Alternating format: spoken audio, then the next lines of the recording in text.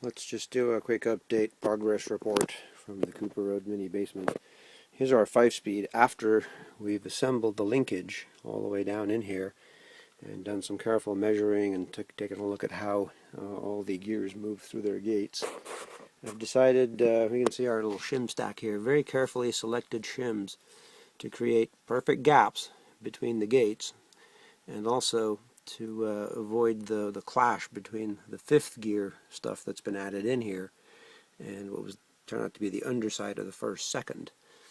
So part of our gunsmithing is to kind of optimize this. We noticed enough slop in the reverse gear with the linkage assembled that you could actually push it over and engage it with the outer collar, this big ring here on first gear, and that would be an ugly crash. And I think it's because of the way this thing's been, you can see this modified reverse fork. We kind of showed the extra welded in bit here to keep it engaged when it's lower.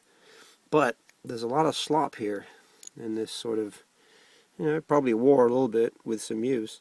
But we're going to use Metal Shop 101 here, and I'm going to focus on this little guy wobbling around.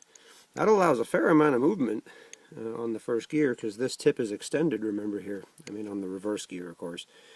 So it moves around even when you're not engaged, and that's what I'm concerned about, is crashing that first gear ring.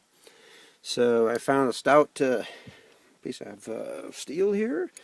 We've got a nice little, I think this is an old, some kind of wrist pin. Just supports it nicely. And we're going to take the old nice pointy ball peen hammer and just give that a nice dimple and kind of redo this little bit of linkage here.